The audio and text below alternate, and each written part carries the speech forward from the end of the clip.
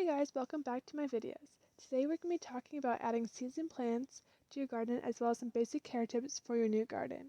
So let's begin. One thing to consider is the layout of your garden. You need to think about the height and bloom time of each plant. To benefit the most pollinators, it is important to have plants that bloom early spring into early fall. I also recommend a larger density of the same plant, so like a clump of milkweed and a clump of coneflowers, and this will give it a strong splash of color and scent to attract the pollinators.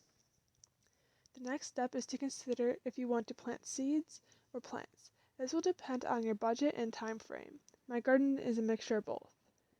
I planted the seeds early, like in last week of March, when it was still a little chilly out. So you start with a clear, flat surface, then you place the seeds in it. Like I said earlier, I just kind of scattered mine into random clumps. Then you smooth the dirt over the seeds. I didn't water my seeds because I knew there would be spring rains once the weather warmed, and I didn't want my seeds to start germinating before the threat of frost was gone. And sure enough, by mid-April, little sprouts were popping up. So for the plants, I waited until the weather was warmer. I did mine in like mid-May, but depending on your location, April will probably work as well. So first you dig a hole deep enough for the roots, then you place the plant in it. I like to add a little potting soil that the plants were originally growing in, and you cover the plants with soil so they are firmly in place, mixing in some more of that potting soil. And next you're going to water the plants to moisten the roots and the soil surrounding them. And then I always kind of have to fix it to make sure the plants will stay up after the water erodes the dirt. And then once all the plants are put in, I would give all the plants some more water.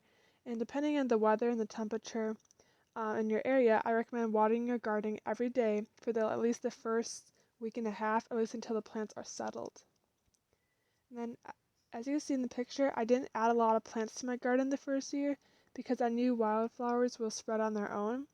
So depending on how many plants you put in, there might be a lot of exposed soil, and weeds will use that as an opportunity to take over.